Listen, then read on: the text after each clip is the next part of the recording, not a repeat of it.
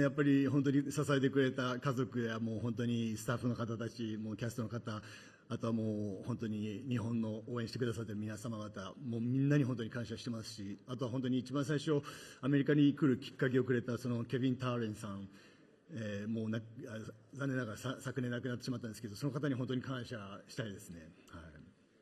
So to answer the first portion of your question, yes, I definitely would love to thank my family, the cast and crew of Shogun, all the fans in Japan, everyone, and I would especially love to thank Kevin Turin, who passed away, I believe, in 2023. He was really the first person to bring me to the U.S. and give me the opportunity. そうですね、将軍の次のシーズンについては僕も何も聞いてないんですけど、僕はもうシーズン1で死んでしまっているので、どうなるのかさっぱりわからないですね。Yeah, so I haven't heard anything about season 2. Unfortunately, in season 1, I died.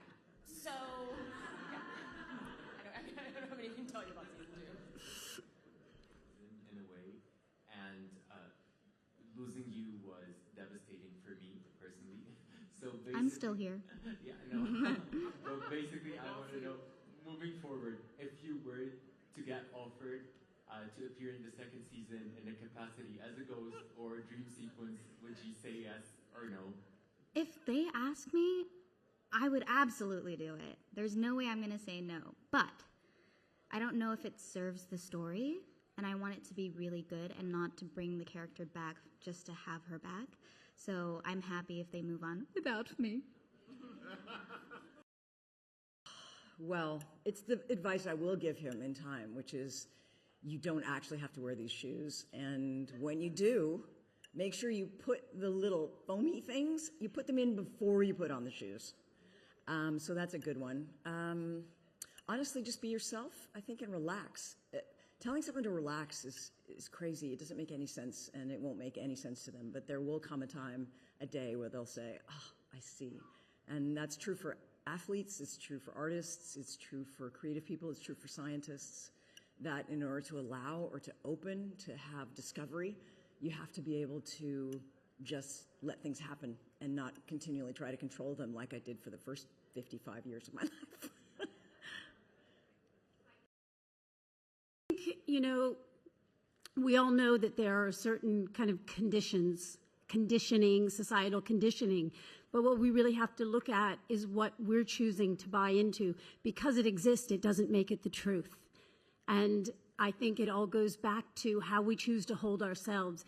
And when we value ourselves, when we have enough self-love, and that then will reflect out in the world, and then the world will follow and change to accommodate how you are reflecting of yourself. I'm just, you know, I'm 46. There was a moment a couple of years ago where I was sort of thinking about like plan Bs, like, do I go into like a homestead and start like planting a garden and baking goods and just become, you know, the sexiest soccer mom in my mind? But the truth is I'm an artist through and through, and I need to create every day. If not, I just don't know what I can do. I don't know why I'm here. And that's how my loved ones can get the best of me, is when I am allowed to create. So I'm indebted to filmmakers like Jack Odiard, that after conversations and auditions and promises that I can do something, they really decide to bet on me.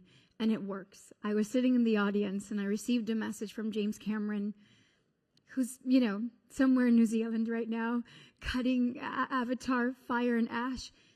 And he, after all these years, like, believes in me. So that to me gives me it nourishes my desire to continue growing as an artist.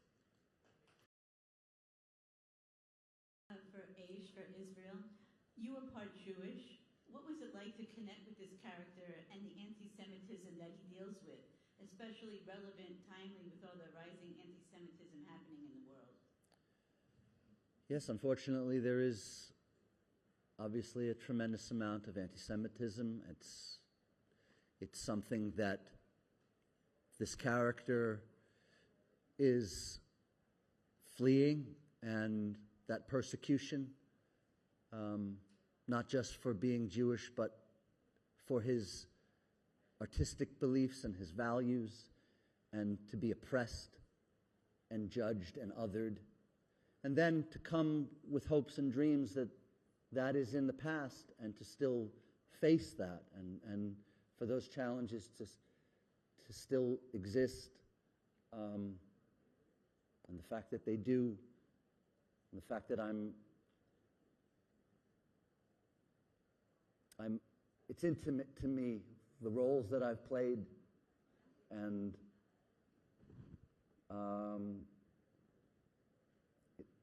it makes me feel very grateful to be a part of storytelling that speaks to this and the many other issues that the film provides insight into. Thank you for that.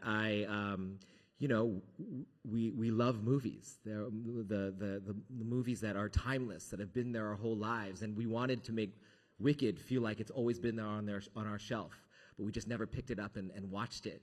That's why I love these actors here, because they are all timeless. That was our number one thing, is someone who felt from outer space, but also timeless and also grounded. That's three very difficult things. And every day on set, I would watch the movie, and sometimes I'd forget to call cut, because I'm like, this looks beautiful. Our cinematographer, Alice Brooks, our production designer, Nathan Crowley, and then to see these faces, it's just, I mean, I know iconic is a word that's overused, but it truly is iconic when I see them, and I feel very lucky to be a part of that, and invite audiences back to the movie theaters to experience when we fell in love with movies in the same way.